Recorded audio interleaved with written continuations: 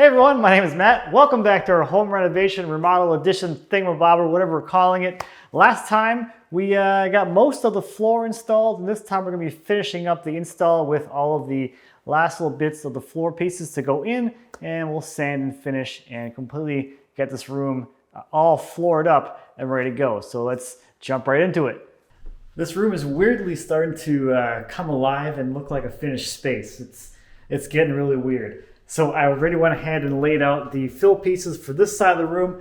So I'm gonna lay all of this stuff in next real quick. So this section is a little bit different than the rest because we have our groove side on here, and I wanna be able to at least nail as much as I can. So I need the tongues facing that way. So to reverse lay, I went to the shop, made some splines. These are basically just double tongues. We'll be able to glue this directly into this groove here and turn the groove into a tongue side, and it will accept the groove side of the next piece.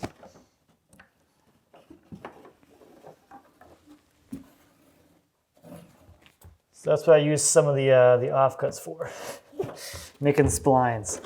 So this whole section here, down the whole run out to the sunroom windows will be splined, and then I can put our next piece in there. So look at that. It looks just like this is the tongue side, but it's not. It's actually the groove side.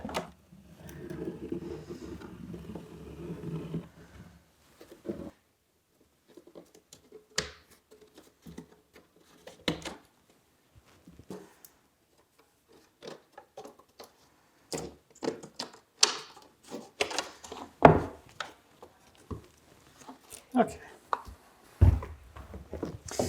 Now we can start laying like normal.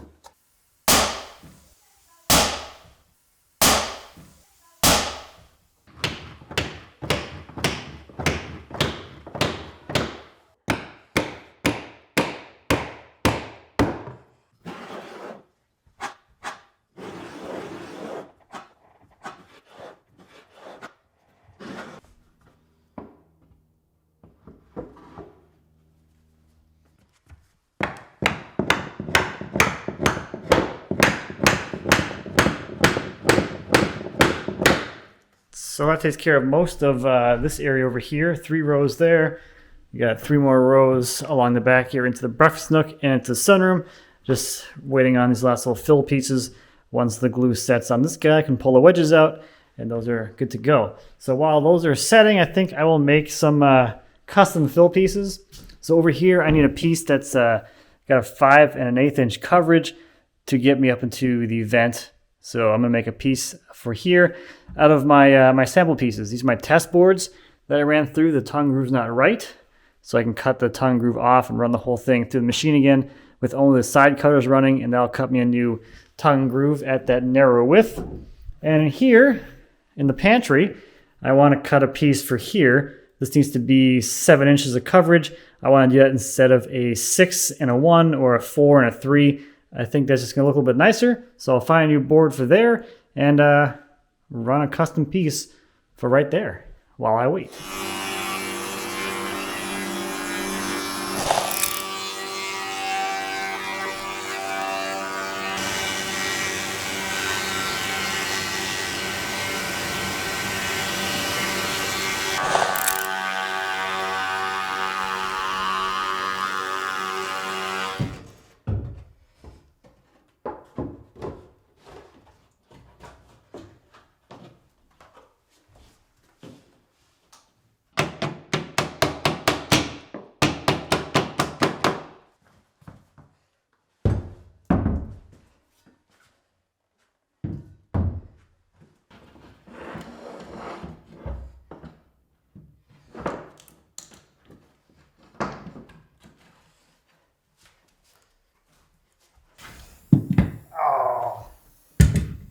So close.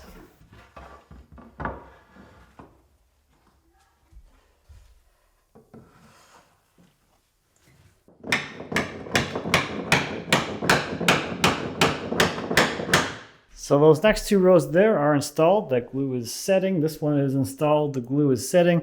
Next, I'm going to work on this guy here. So I set this piece aside when I was doing the main layout because it has some live edge. It wasn't quite wide enough to make a full piece of flooring, but it's a really nice piece of wood. It's got a really nice clear Rift-On grain. It looks really good, so it's going to go here. So this needs to get chopped to length, and then I need a little bit of massaging because we have a little bit of goofiness here happening with this return.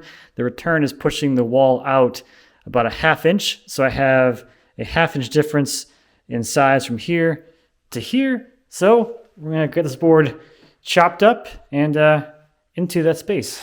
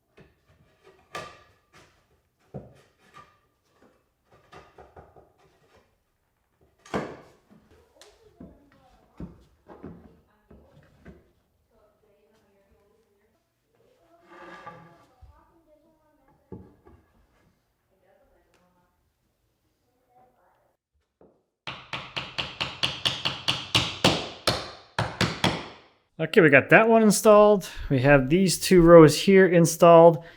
Let's see, we got this little fill piece installed. We have the rest up to the wall here installed. This is waiting for these clamps to get out of the way, and then those 2 boards can go in. Got my fill strip over there. So while those are kind of sitting, I'm gonna start working on this area over here. So this is maybe one of the most important areas because this is where I've been specifically instructed to place bow ties. Right below this light switch, as you walk into this room, light switch, bow ties on the floor. One of the issues I have is that a lot of this lumber didn't really crack or have a whole lot of like defects in it.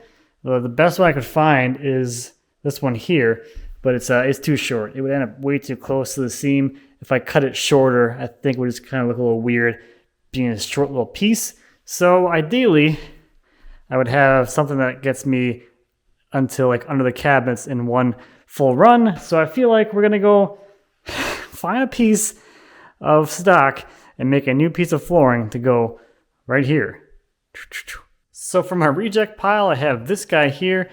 I need 6 feet to go from the wall to the underside of the cabinets.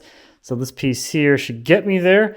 It looks like if I put the flooring in about 2 inches from the edge, something like that, I can capture a large part of this nice big split here where it kind of starts and kind of goes through the board a little bit. There's like one big split here on this end, and there's some smaller ones down there which I will incorporate, as well. So I'm going to cut this thing down to a little bit of a shorter length to make it a little more manageable. Give the top surface a quick sanding so the tape has something to better adhere to. Then I can go ahead and pre-fill the crack with epoxy. That's going to make sure the board stays the same size as it goes to the machine. If I leave the cracks in there, the machine will close the cracks, and then when it comes out, the cracks will open again, and the board won't be a consistent width kind of anymore. It'll actually go into the flooring with the crack closed. I want the crack to be open. So the epoxy will make sure that happens. I'm using Total Boat's 5:1 traditional epoxy for this, and I'm going to use a little bit of a lighter tint. That way, when I install the bow ties, which are going to be Bacote, they are still going to be fairly pronounced where they come across that crack. I don't want the epoxy to take away from the wood grain of that Bacote, which would be the bow ties later on. Okay, so while the epoxy is doing its thing, I'm going to install the next couple of rows that I have. I have the final row that's going to go underneath the breakfast nook, and I have the final row that goes in the sunroom, which goes out to the exterior door.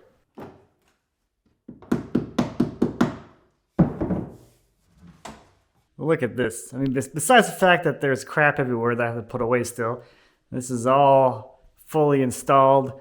Looks like a full-on room now. It's really, really changing. So let's get back to this area here and finish up this strip. I can call the install done. Okay, this is ready to go. I'm gonna get it cleaned up and then we'll run the tongue and groove.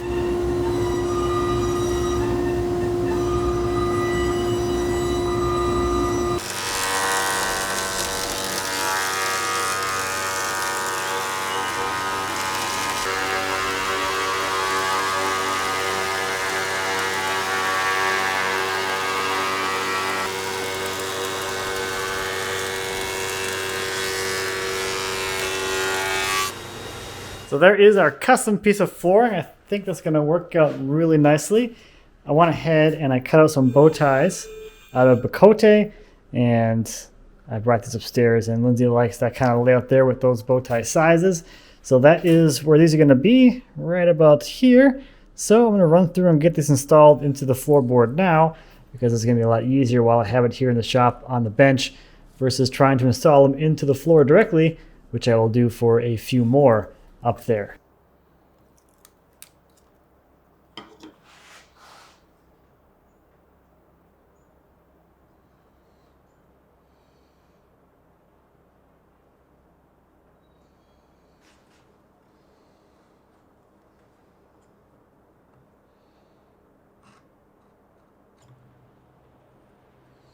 These, I think I got them all.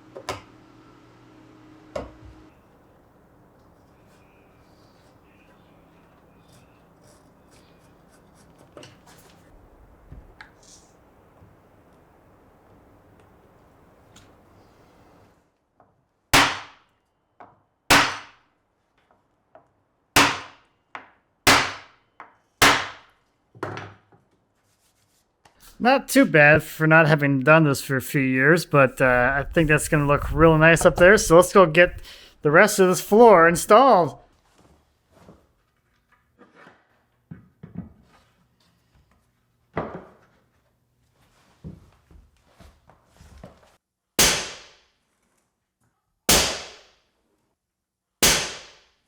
Okay, here we go. On to the last row. There is my layout. I'm able to use some of my clear shorts for this, since I only have, the area here in the door, so I had some breaks in the doors, which is going to work really nicely. So let's get these all prepped and installed.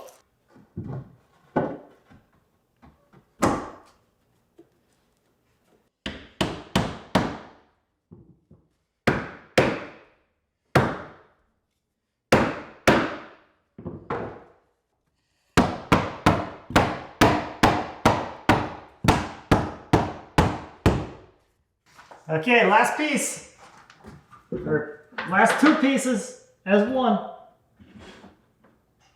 The water line's in the way. There we go.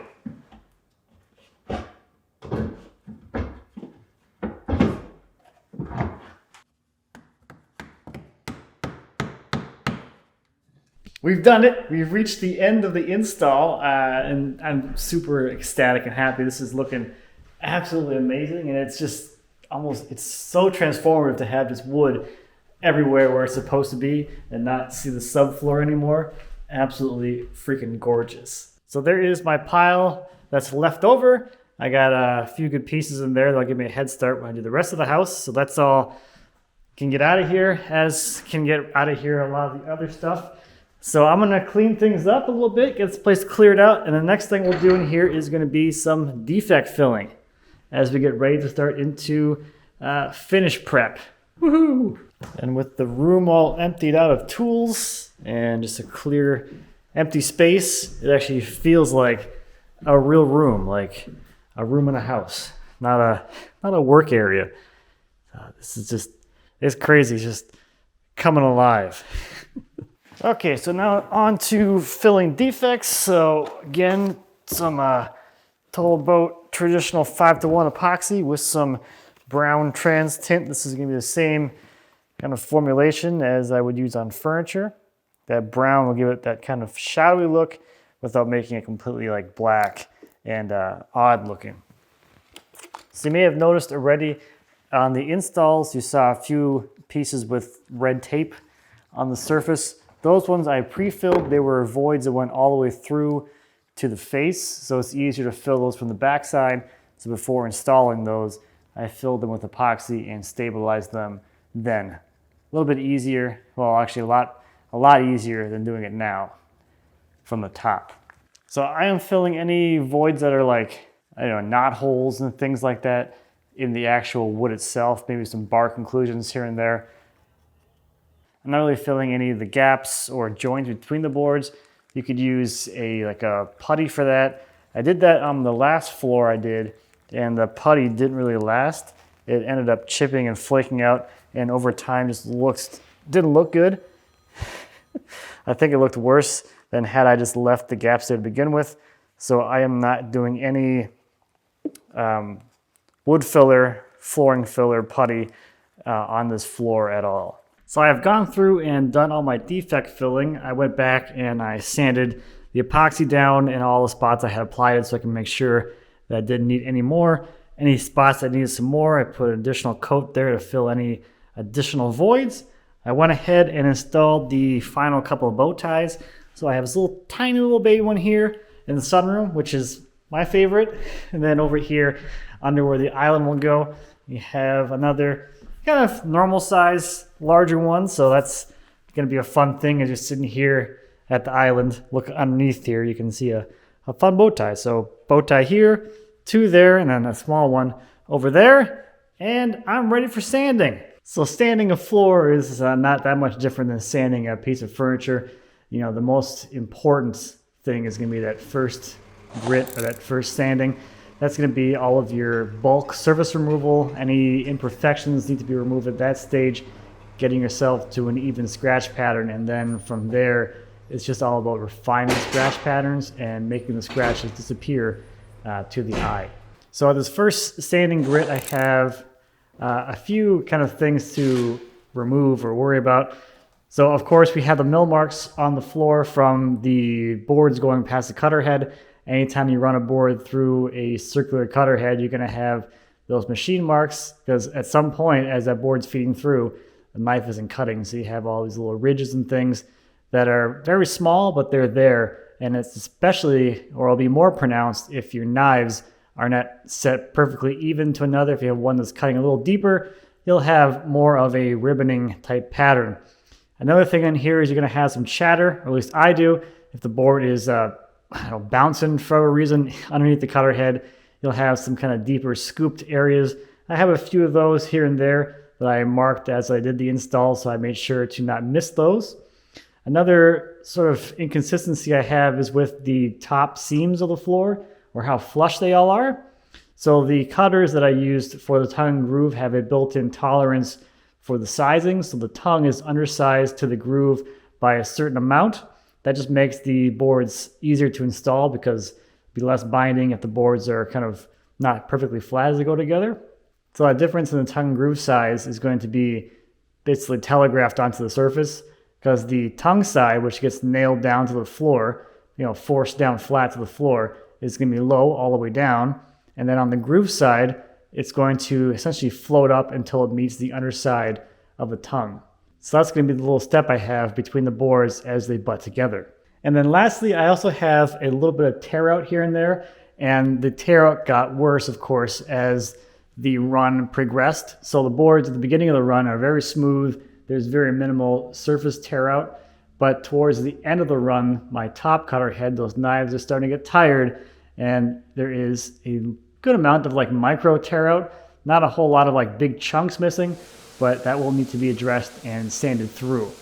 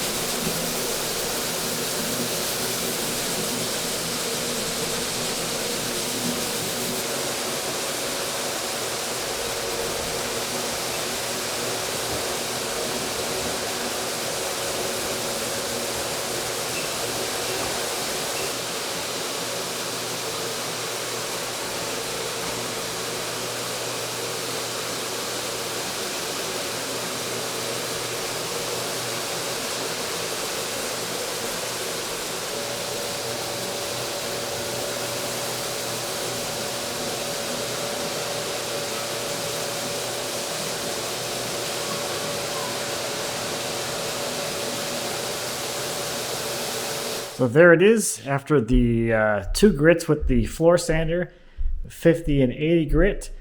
So that is looking pretty nice. I just gave the floor a good vacuuming.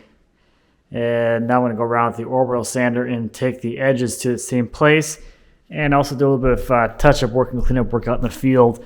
Like right here, I still have some tear out to remove. So I'll focus here a little more too and get the whole floor to now that first initial cut through 80 grit.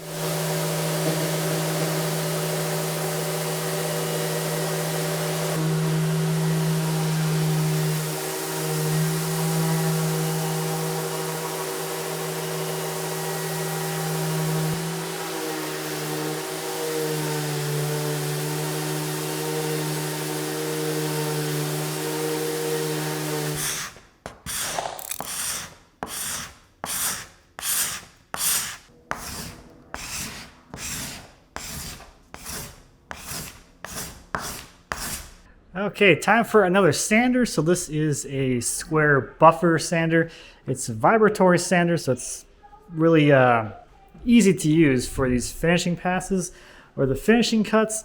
So the whole floor is sanded to 80 grit, and I just ran over the whole floor again with this sander with 80 grit on it just to get everything kind of mesh out the same. The scratch patterns are different between the two processes, so I feel better, at least jumping back to the grit that was already on the floor, doing it again, and then doing our finishing grit with this thing, which is going to be 100 grit, which I will do next. So the only downside to this one is there is no dust collection or dust containment or anything like that. So we have a breezy day today. I have the windows on both ends of the room open, so we have a nice cross breeze, so the dust hasn't been too bad. Mask is on, we got the air filter going, and I'm just going to go back and forth and just do my last finishing passes here with the buffer thingamabobber. This is the sander that I used the last time I did flooring. I did my first cut with it as well as the finishing cuts. Well, kind of. I used 60 grit on this sander to do the first cut, and I did 80 grit, and then I did 80 grit with the orbital sander all the way around, and I did that up to I think either 120 or 180 last time, because I'm a crazy person. I am actually still going to go around with the orbital on my hands and knees, mostly because I feel better about that. Just being down there on the floor, I can see all the issues and potential scratches I might have missed. It's a lot easier to see when you're down on the floor than when you're standing up. So for me, at least, a quick little pass with the I don't know, the random orbit 6-inch over the whole floor. It'll take a few hours, but this whole process has been kind of relaxing. We just kind of zone out and run the sanders. So that is the floor all finished sanded, and I'm excited to be at this point. Before I start cleaning it and getting it fully finished prepped, I have one small detail to take care of over here in the corner underneath the fridge.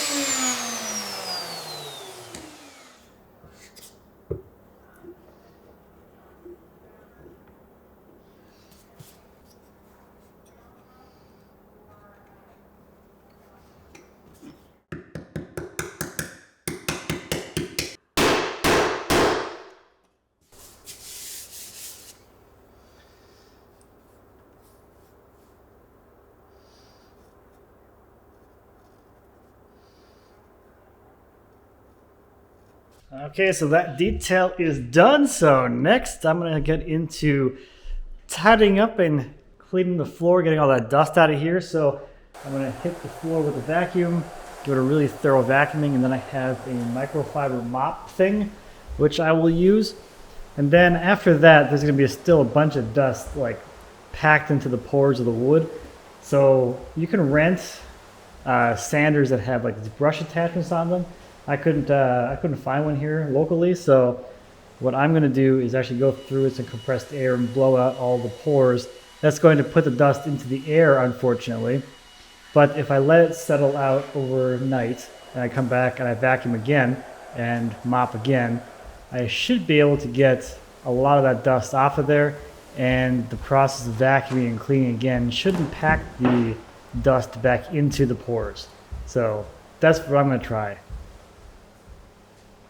So after a crazy amount of cleaning, the space is ready to go for finish. So I'll be applying the finish with T-bar, which is just basically a metal tube on the end of a pole, and that thing has this foam thing. You can get different materials for these, but these little covers that slip onto the bar, and that allows you to kind of squeegee or snow plow the finish around on the floor. I'm using a water-based finish. This stuff dries and cures extremely quickly, so the faster you can get it on, the better it will look and the better the experience will be. So this should be a very fast way to quickly get it on and leave it alone. Along the edges, I have a cut-in pad, and that will go on the end of a pole and allow me to hit all the edges that matter, like down and around there. This is the sealant that I'll be using, and I'll talk more about the finishes as they're going on. And this will be the top coat, which we'll use for the coats after the seal coat. Last time we did a floor, we did an oil-based or a solvent-based top coat, so I used a oil-based sealer.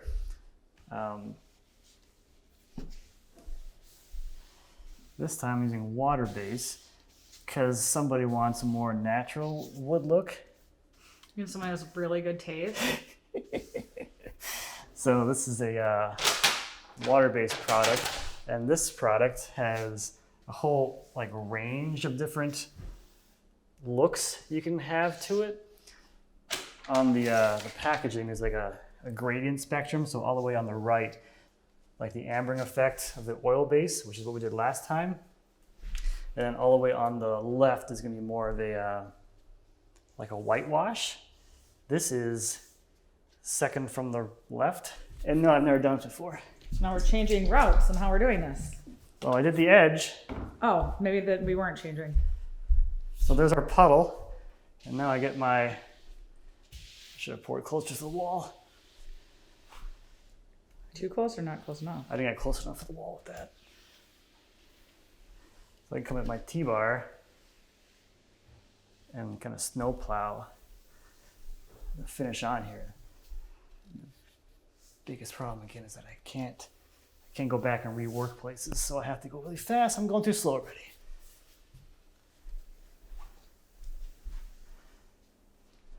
Anyway, one of the biggest kind of concerns for me going from, oh my God, I'm mad at this. Going from the last time we did this with a, was an acid cure finish to this water base is the acid cure we used last time. Like the durability on it was absolutely incredible. We had 3 toddlers go through that room with all of their toddler push around toys, and yeah, the floor looked fine for all those years. That's why they say they have like an assistant to like pour it as you're working. Caitlin's here. Ellie's here. And I poured too far into the puddle this time. I will get this by the end. There we go. There we go. That is how it should be. See, kind of snowplow kind of thing.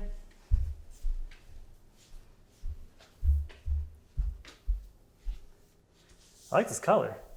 See, looks like someone actually has some pretty good taste, knows what she's doing. Okay, cameraman, keep with me. I'm trying. Keep up.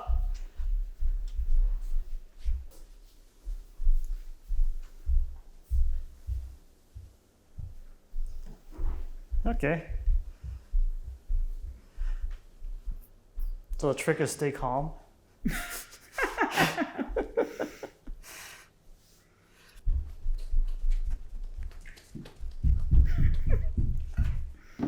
This is like one of the easiest and most difficult things I've ever done. So I was just stuck in there. Hats off to the floor finishers. Right. I will say this, oil-based is way easier to apply. And why is that? The timing You is have just... so much working time. You can roll and spread and tweak and touch for like 15 minutes. And this is what, like not even a minute? Like 2 minutes. I feel like You're not done. even a 2 minutes. I feel like it's like 30 seconds. Feels like it, yeah. And I'm gonna run out of space here. So the next run through there will be to cut off the back, the sunroom. So you're gonna want to come over here Goodbye. because you won't be able to walk over there in a second. I almost touched that. All right, so you asked me about this tape before. Why there's a bunch of masking tape over here. That's because if I were to just like leave this area and then try and finish over there and come back over here, we'd have the dry spot to deal with.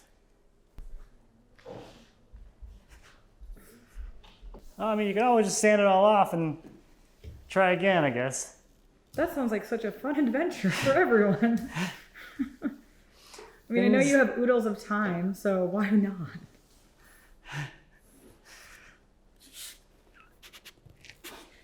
Okay, there we go.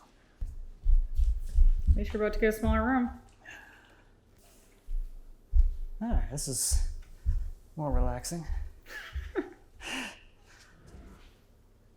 Slightly. You don't like the joy of I like a little bit a slower shot clock? work. I like the slower work pace, personally. Yeah. I like a little more slow and methodical. You don't like the ticking time bomb being I- like, all right, buddy. I'm not a fan of the ticking time bomb. I mean, what the heck is this? You notice that? No! Who approved that? And I can tell you it wasn't me. That's under the fridge. Huh? That's gonna be under the fridge, yes? No, I guess like right in the middle of the room. Have you met yourself? That's exactly something you would do. I wouldn't. Yes, you You would. don't even know me. Uh-huh. Says the man who wanted to put it on his sawmill. That was, I don't know, like 10 feet tall. Branding. You always say branding's important. Do I? You always tell me. I don't remember any of these conversations. Matt, you should do more branding. I believe is what you told me. I love when you have conversations that I was not a part of that we had together. You were there just in spirit. In spirit, you were like, I said your lines. Don't worry. I made you sound I made smart. your piece. The little milk. I would say that this is the least fun of this part of this project. That's saying a lot. I'm enjoying this the least. Oh yeah, we didn't talk about this. So last time, one of the biggest disadvantages of the whatever we're calling it, the acid cure finish, is the off-gassing. It's like you spilled a giant can of lacquer in the room, and it's just horrendous. You can't even be in the room without a respirator. This, not bad. No, I mean, we maybe have lost a year off our lives, but Just from stress. That's when you lose it from stress. The other way you use it from chemical intoxication. This is extremely stressful.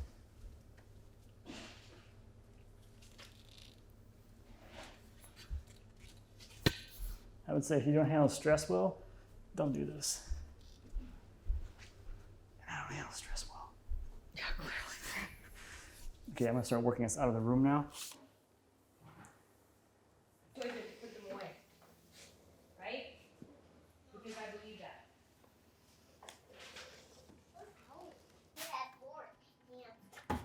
Four hands? You look goofy, right? That would be pretty goofy. Looks like you have. So it has been about 4 hours now, and this has dried to a much more even look than it had before. It's still got a few spots where you can kind of see where it's maybe a little bit drier looking, but I don't think that's too big of a deal. It should even out as I put the top coats on. But otherwise, you know, the areas that I thought were a little too thick, it had a little too much material left on there, those seem to have all vanished and kind of corrected themselves. So I was definitely panicking for almost no reason. And here is kind of a look at the finish as it compares to raw, unfinished, or unsealed wood. This is no finish. This has the finish on it. So this sealant truly makes that wood maintain its natural look and doesn't impart any real color or pigment. So I'm going to finish up this little section here in the sunroom, and then the seal coat will be done. Hooray!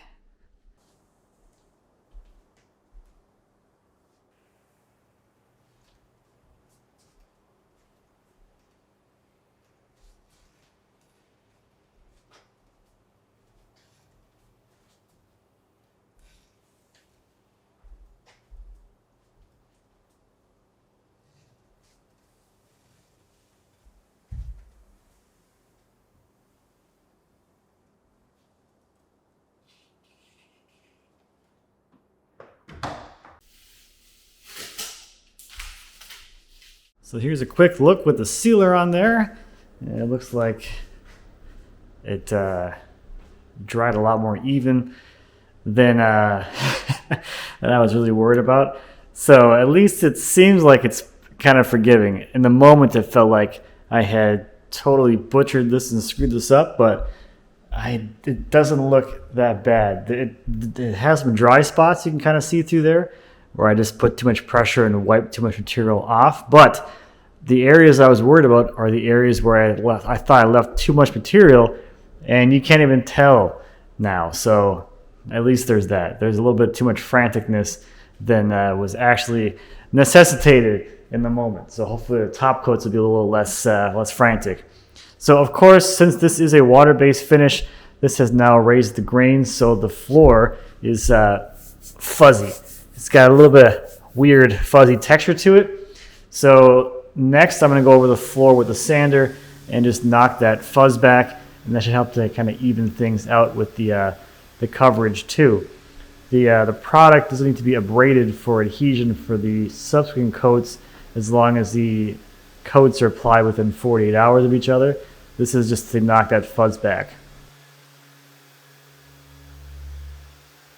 So that went a lot faster than I thought. It took a half hour to sand this whole floor. I dry mopped the floor, and then I wet mopped it just with a rag on the T-bar, and we're ready to apply the top coat, the Bona Traffic HD. It's a 2-component finish. So I already mixed this. It takes like 5 minutes to activate or whatever, so it does have a pot life as well. So we'll see how that goes.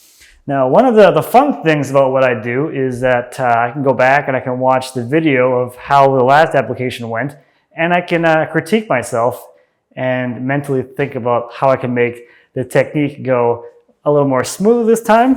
So for sure, I was definitely working in way too frantic of a pace, just working too fast in general. I think that got me into quite a good amount of trouble. The other thing I noticed is that the T-bar is supposed to act more like a mop, and it looked like I was having problems getting the T-bar to kind of come around the corner. So what I did is I loosened up the tension on the bar, so it should move and pivot and rotate a little more freely. I actually practiced with the T-bar as I was doing my wet mop, just kind of going through the motions and kind of figuring things out. The other thing I also forgot to do in the moment with the technique is to wet out the bar, or wet out the applicator into the puddle at the end of every run. So fortunately, this stuff is far more forgiving. This stuff lays down and flows out perfectly well and evenly. So I'm going to take my time here with this coat, and maybe it'll go a little bit easier. But otherwise, I'm just going to run through this, and hopefully my T-bar skills are better than last time. We'll see. We will definitely see. Yeah, that's a lot better. I can also tell last time as I was working too fast, I was just flying through the floor, moving way too fast, which was not helpful for me either. But this time I'm going to go a lot slower and really pay attention to that puddle, because in reality what I'm trying to do is work the puddle, keep the puddle going. Yeah, this is going a lot more smoothly than the seal coat, that's for sure. Still looks like milk though.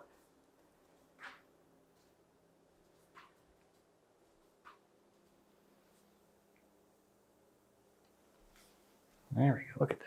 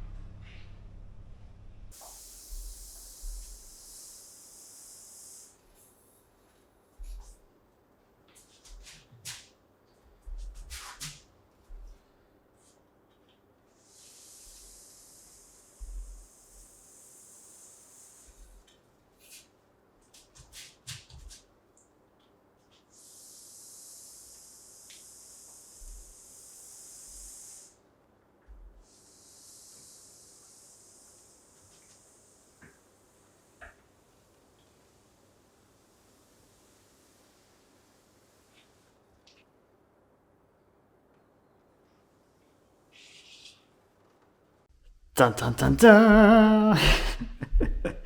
There's that first coat applied and ready for another coat. It's been, I don't know, like 6 hours. So, well within the window to get another coat on here. So I'm just going to get to it. Same thing. Maybe I'll be slightly better at it this time. And we will go from there.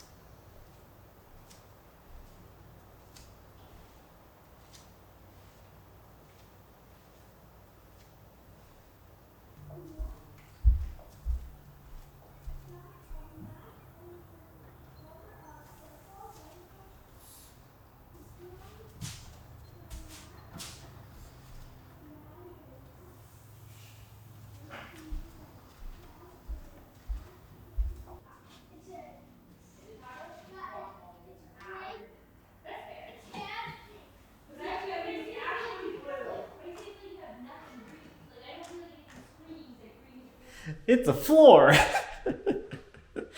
So I applied one more coat of the top coat after that last one, so a total of 3 coats.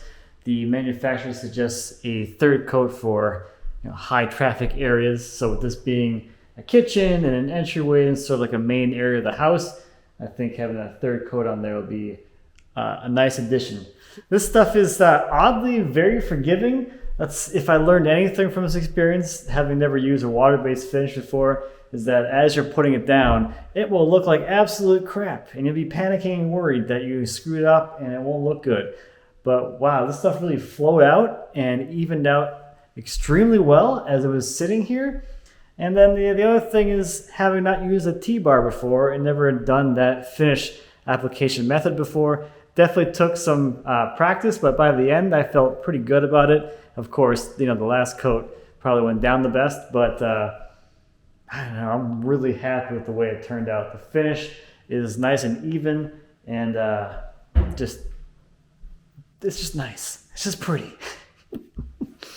So there we go. This is the one thing that I was looking forward to the most with this thing. Even though I said I would never do a floor again, this was a much better experience, even with all of the messing around with laying all the boards because they're all bowed. I still had a fun and good experience with it, and it was like a fun sort of woodworking adjacent project. So Not quite a piece of furniture, but you know, it's wood at least. So that's going to do it for this one. Thank you as always for watching. I greatly appreciate it. If you have any questions or comments on the home addition, renovation, remodel, thingamabobble, whatever we're calling it, please feel free to leave me a comment. As always, I'd be happy to answer any questions you might have. And until next time, happy woodworking and floor making.